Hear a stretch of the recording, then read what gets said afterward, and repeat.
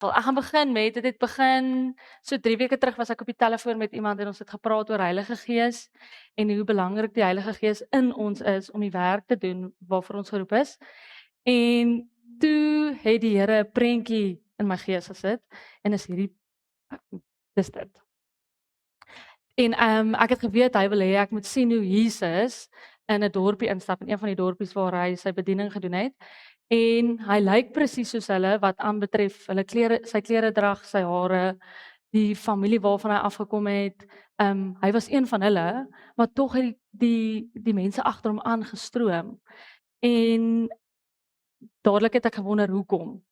En ek het die antwoord ek het 'n breë antwoord gekry en dis waar die hele preek vandag vandaan kom en ek vra toe vir Henry, hoekom dink jy die mense so agter Jesus aangeloop as hy net soos hulle gelyk het?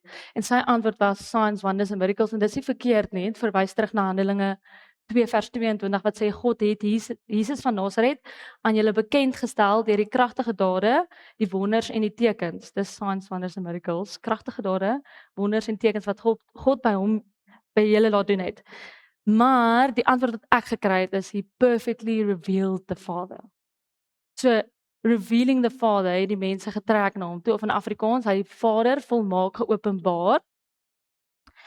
En Johannes 14 vers 9 sê vir ons, dis toe hy met die disippels gepraat het, toe sê die disippels vir hom, Here, as ons net die Vader kan sien, sal ons tevrede wees. En Jesus se antwoord was, ek is al so lank by julle en ken jy my nie, Filippus? Wie my sien, sien die Vader. Hoe kan jy dan sê, wys vir ons die Vader? So die Jesus wat die Vader vir ons perfek uitgebeeld het die mense getrek en hulle het iets in hom gesien wat hulle nog nooit van tevore gesien het nie. So vandag gaan ons oor 3 goed praat oor om die Vader uit te beeld. Die heel eerste een is hoekom ons dit moet doen. Hoekom is ons geroep om dit te doen? Tweede, hoe doen ons dit? En dan die derde tema kan eintlik 'n preek op sy eie wees, maar ek het gevoel dit sluit baie mooi aan by die eerste 2 temas. Dis as ons hierdie Here regtig uitbeeld, sal ons lewe getuig dat Jesus leef en ons lewe 'n opstandingslewe. Ek is old school, ek het papiere. Hulle kan my nie vuil nie.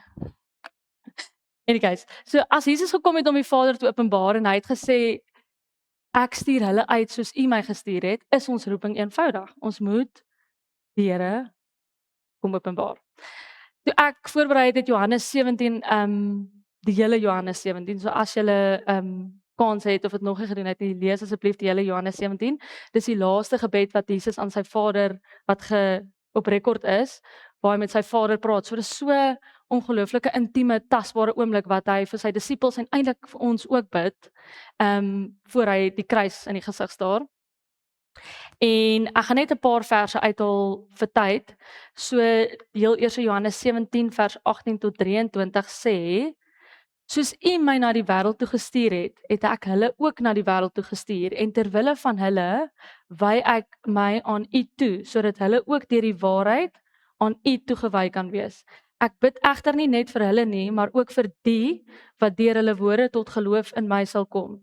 Ek bid dat hulle almal een mag wees, net soos U Vader in my is en ek in U, dat hulle ook in ons mag wees, sodat die wêreld kan glo dat U my gestuur het. Die heerlikheid wat U my gegee het, het ek ook aan hulle gegee, sodat hulle een kan wees, net soos ons een is.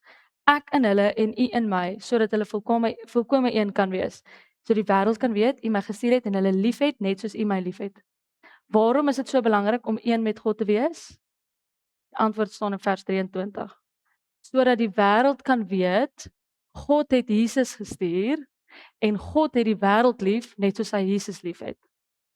Daar's ons my heel eerste tema hoor en uit en vandaan. Die tweede een gaan ek 'n bietjie langer by stil staan en hoe doen ons dit? En toe ek die prentjie gekry het, het ek geweet die Here wil ek moet vra hoe. En die antwoord was ons moet hom ken.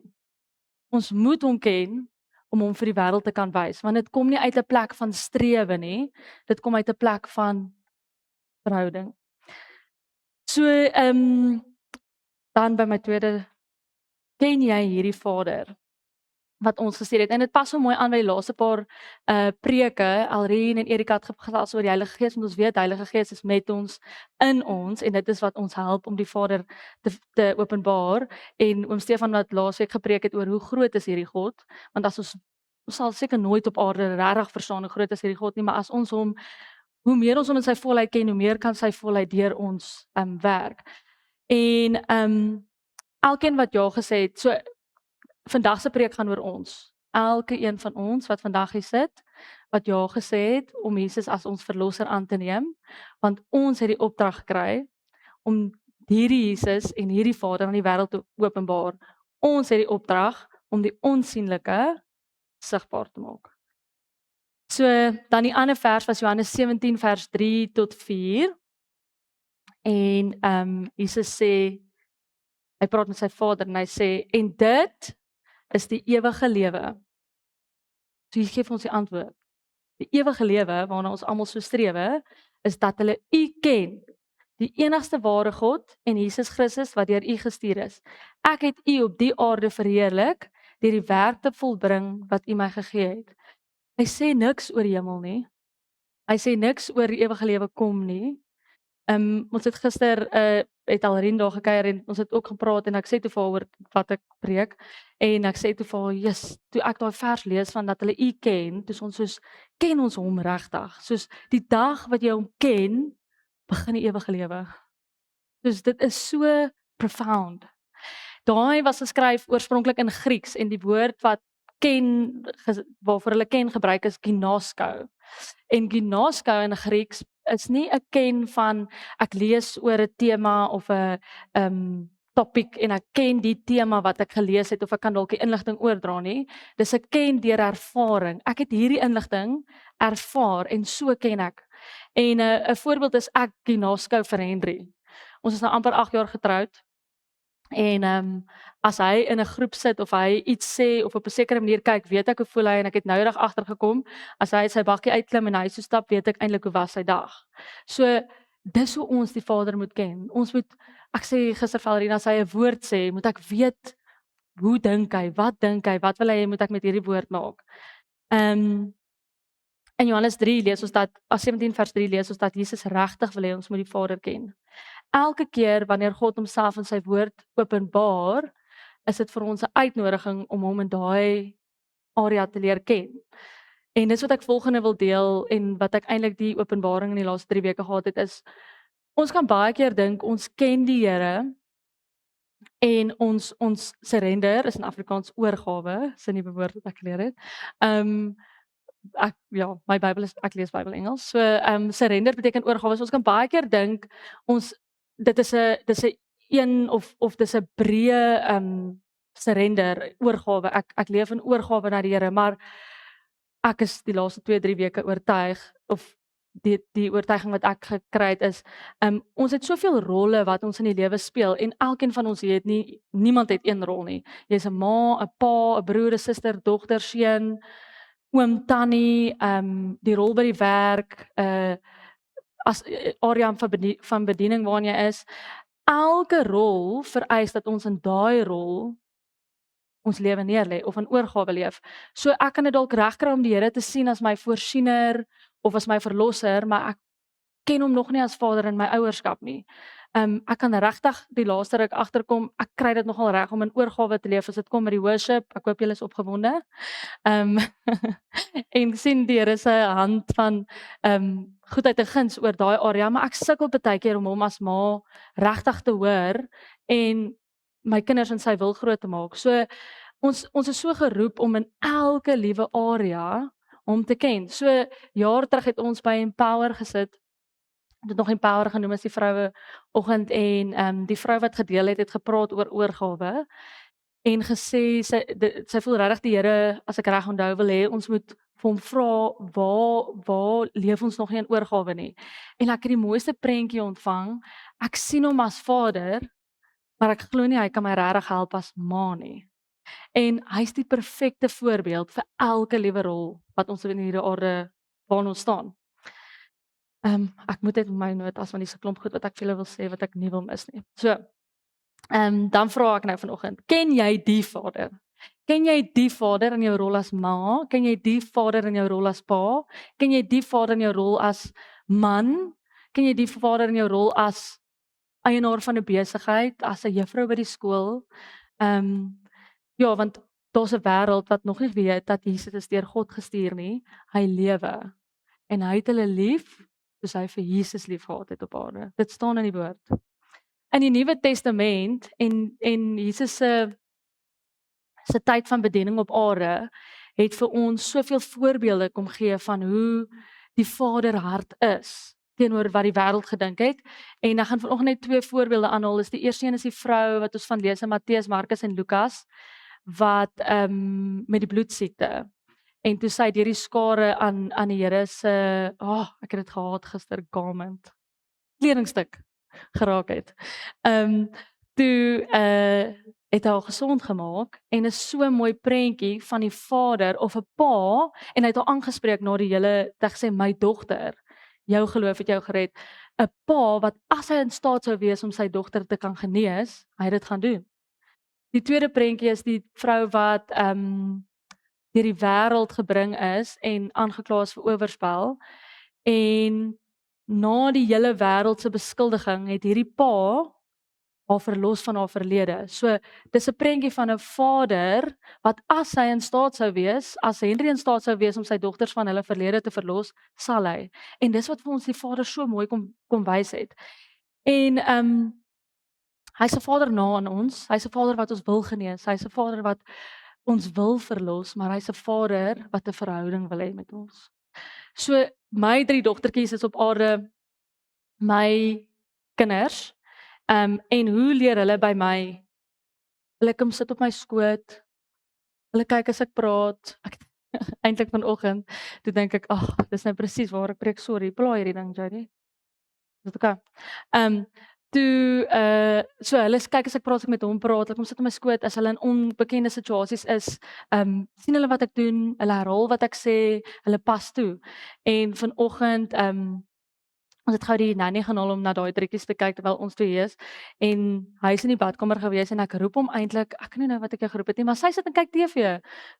Sy weet nie eers van my nie en sy kom aangehardloop en sy sê vir my, "Wie's op pad?" Ek sê, "Hoekom?" Sy sê, "Jy skree in die gang af." En dis presies dit, ek het hom eintlik uitgeroep.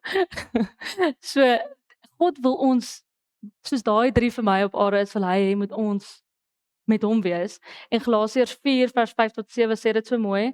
Maar toe die tyd wat God daarvoor bepaal het aangebreek het, het hy sy seun gestuur. Hy is uit 'n vrou gebore en van sy geboorte af was hy aan die wet onderworpe om ons wat aan die wet onderworpe was los te koop, sodat ons as kinders van God aangeneem kan word.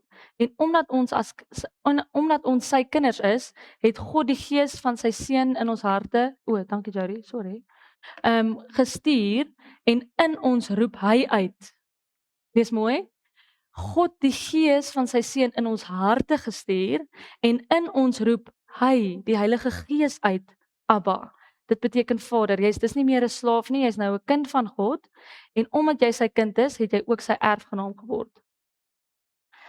So dis wat die Here, die kruis en die opstanding was om ons kinders te maak van God. En sodat en om die Gees in ons te sit sodat daai Gees kan uitroep Vader. Die Gees in ons roep uit Vader.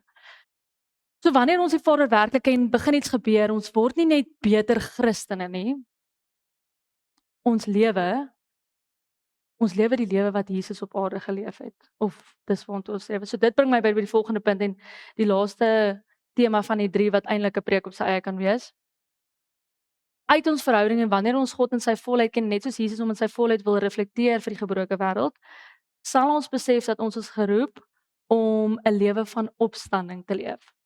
So in Johannes, ek is mal oor Johannes en die doel van Johannes staan eintlik in 20 vers 31. En die hele idee van Johannes wou so mooi vasvang om die wêreld te oortuig dat hierdie Jesus is die uitverkorene. Hy is gestuur en as jy in hom glo, sal jy lewe hê. En Jesus het 7 keer in Johannes aangehaal en gesê ek is en verwys na iets. Ek is die brood, ek is die waarheid en lewe. En die laaste keer het hy, of nie laaste keer nie, een van die kere het hy gesê ek is die opstanding. So hy dit was toe hy vir Martha by Lazarus, Martha was bekommerd, haar broer is dood, Jesus is laat, hoe kan hy laat wees? Hulle het hom dan gesê hy moet kom, en toe sy woorde aan haar, en ons lees dit baie keer mis, maar dit is so stelling. Hy het gesê ek is die opstanding. Hy het nie gesê die opstanding kom, Martha, moenie worry nie, Lazarus gaan opstaan. Dit kom, dit is iets wat nog kom, soos ek kan die opstanding uitvoer nie. Hy het gesê ek is die opstanding, hier's ek. En soos Jesus na homself verwys het dat ek is die opstanding, is dit nie 'n gebeurtenis of iets waarna ons streef nie. Dis 'n persoon wat ons leer om in te leef. In Engels, it's someone we learn to abide in. Want in hom is die opstanding. So net gou vir julle nog 'n vers lees. Sorry, dalk moet ek digital gaan. Want as die opstanding persoon is, dan is opstanding lewe nie iets waarna ons streef om te bereik nie. Dis iemand wie ons leer om in te bly. Dis ook nie 'n stelling waarin ons glo nie, maar dis om te leer leef vanuit die werklikheid dat die opgestane Christus binne in my leef. So dis so tipiese stelling van die onderste bo koninkryk wat ons van praat, soos wat nie soos die wêreld werk nie. Hierdie Jesus het vir ons 'n lewe van bediening kom wys. Ek hoop ek hou my hande reg. Okay, hier is Jesus. Hy het 'n lewe van bediening gehad toe die gebeurtenis plaasgevind en ons moet hierdie lewe leef. So hy het vir ons kom wys hoe lyk 'n lewe nadat ons sy kruis en opstanding beleef het voordat dit gebeur het. En dit moet vir ons sê dat ons is geroep om hierdie lewe te reflekteer. As dit net gegaan het oor om hemel toe te gaan, of as dit net gegaan het oor om vry te wees van ons sonde, kon hy maar op 30 gesterf het, opgegaan het hemel toe. Maar hy het vir ons 3 jaar kom wys 'n lewe van bediening gehad. En ons kan baie keer, en daarmee sê ek nie van die stellings in die Bybel is onbelangrik nie, maar ons kan baie keer 'n stelling oorbeklemtoon. En dan al wat dit doen is dit laat ons die waarheid deur die verkeerde lens sien. So ons kan baie keer die kruis beklemtoon en die feit dat die Here ons kom red van sonde. Maar saam met die kruis het opstanding gekom. En saam met die opstanding het nuwe lewe gekom. En nuwe identiteit en jou identiteit as 'n kind van die Here. So daai tyd van bediening wat hy op aarde gehad het vir ons so mooi kom wys hoe lyk 'n lewe wat fully surrendered en volle oorgawe in elke area van sy lewe en in perfect union, soos in perfekte eenheid met die God, het hy vir ons kom openbaar, dit is gerekord. God het geweet hy wil dit op rekord hê sodat ons kan sien hoe lyk die lewe aan die ander kant van die kruis. En dis hoekom hulle iets in hom gesien het wat hulle nog nooit van tevore gesien het nie, en ons het die voorreg om dit te leef. So voordat ons hierdie wêreld verlaat, is daar een waarheid wat elke mens moet hoor, en ek wil so ver gaan as om te sê ervaar, deur die dood en die opstanding van Jesus Christus kan elke mens vry word van sonde, aangeneem word as 'n kind van God en 'n nuwe lewe ontvang, 'n lewe wat die Vader hart reflekteer. En die opgestane Christus roep vandag nog mense na hom toe, en ons speel 'n ongelooflike rol om hierdie mense ook na die Vader hart toe te roep. En ons is geroep om sy wese, sy natuur, sy hart vir ons te openbaar. So dis nie 'n swaar boodskap nie, dis absoluut goeie nuus. Dit maak ons vry van strewe, dit maak ons vry van en ek het nogal gedink oor hoe gaan ons onthou, want ek dink dit is nogal iets wat baie al gedeel is, maar hoe gaan ons onthou? En daar's 2 prentjies wat as julle nou hier uitgaan, julle dalk kan onthou, terugdink aan die prentjie en onthou wat sê die prentjie. Beautiful. Die eerste een is die maan. So die maan, alles van die maan wat ons sien, is bloot 'n refleksie van die son. Die maan maak nie sy eie lig nie. En wanneer ons in die aand na die maan kyk en die maan bewonder ons hom nie vir die lig wat hy vervaardig het nie. Ons geniet eenvoudig die lig wat hy uitskyn. So dit, ek wil dit net reg sê want ek wil dit nou nie verkeerd kry nie. Dis ons roeping as kinders. Ons hoef nie van God, ons hoef nie liefde, vrede, vreugde op te wek of te strewe daarna nie. Ons is geroep om die Here in sy heerlikheid te weerspieël. Hoe nader die maan aan die son, hoe helderder skyn hy. Hoe nader ons aan die Vader leef, hoe meer natuurlik sal Jesus se lewe deur ons reflekteer. Ons sal 'n lewe van opstanding hê. Of stel jy voor jy staan binne in 'n ou huis en hy het die pragtigste tuin daar buite. En die venster is vuil, vol stof, vingerafdrukke. Dit vat nie weg van die tuin aan die agterkant nie en dis nie ons doel om vir die wêreld te oortuig dat hierdie God waarna ons glo goed is of liefde is nie. Ons is die venster. En as ons 'n skoon venster is, gaan hulle die tuin beter sien. So baie mense verwerp nie die Here omdat hy nie goed of mooi is nie. Hulle het hom dalk nog net nie in sy volheid gesien nie. En dis ons werk. So ons roeping is nie om mense te oortuig hy's goed nie. Ons lewens moet duidelik genoeg word vir die mense om die Vader deur ons te sien. So ja, ek hoop julle het vanoggend my hart gehoor in terme van ons kan baie keer 'n prentjie opmaak van wie God vir my is of wat die wêreld vir my sê hierdie God vir my moet wees of 'n lewe of strewe na 'n lewe. Ek gaan in die kruis glo en ek gaan in die opstanding glo want ek wil 'n beter mens word. Ek kan hierdie doen. Dis nie wat dit is nie. Ons is geroep om hom te ken in elke liewe area, in elke liewe rol waarin hy ons gesit het en elke liewe rol waarin hy ons gesit het. My area van invloed is nie sy area van invloed nie. My area van invloed is nie Erika se area van invloed nie. En dis hoekom dit so belangrik is om hom in volheid te ken in elke liewe area. Want as my lewe hom nie reflekteer nie, is daar baie mense wat hom nog nie kan sien deur my nie en wat hom dalk verwerp as dis nie die God wat ek wil dien nie. So die volgende stelling vat dalk saam wat ek vanoggend wil sê. Ken die Vader, weerspieël die Vader en die wêreld sien vir Jesus. Die opstandingslewe word sigbaar deur gewone mense, ek en jy, wat na aan God leef. Amen. So ek wil net eintlik tyd gee vanoggend vir Jody, dalk kan jy vir ons musiek aansit. Dat ek het regtig op my hart dat as daar iemand is wat dalk nog nie die Vader ken nie. Nie die Vader hart al ooit ervaar het nie. Dis vir jou moeite om hierdie verhouding met die Here aan te gaan of om te koester en jy kry dit net nie reg om hierdie Vader te reflekteer nie. Wil ek vir jou vra, ons gaan regtig ek wou regtig tyd gehad het dat ons tyd maak om gebed vir mense en dan as jy nog nooit gehoor het van hierdie Vader nie, wil ons ook vir jou bid. En dan laastens, as jy dalk bietjie vasgevang is in ek wil tog net hê die Here moet my sonde vergewe of ek wil tog net goed genoeg wees dat die Here my sonde vergewe. Moenie die Here aan die kruis hou nie. Hy het opgestaan. En saam met die opstanding het daar 'n nuwe lewe gekom. Hy wil nie net ons sonde van sonde vrymaak nie, hy wil ons kinders van God maak. Hy wil nie net hê jy moet die hek van die hel misloop nie. Hy wil hê jy moet hom ken. Die ewige lewe begin wanneer ons hom ken. Die Vader ken, begin die ewige lewe.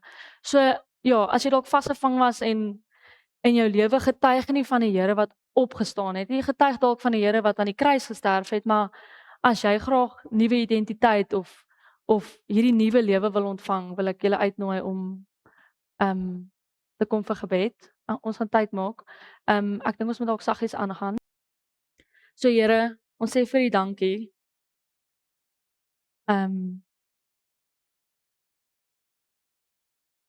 Ons sal seker nooit op aarde regtig kan verstaan wat by die kruis gebeur het nie, Here, maar ons sê vir U ongelooflik dankie, Here. En dan sê ons vir U nog dankie vir die feit dat U opgestaan het, Here. U opgestaan het om nooit weer dood te gaan, Here. Dat ons in U nuwe lewe kan ontvang, Here, dat dit nie dat al daai reëls waaronder die mense onderworpe was weg is en ons een reël wat oorbly om lief te hê, Here.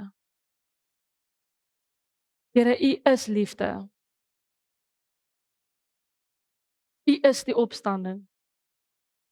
U is die weg, die waarheid en die lewe. Dis nie 'n stelling of gebeurtenisse waarna ons streef nie, Here. Dis U, Jesus, dis die persoon Jesus.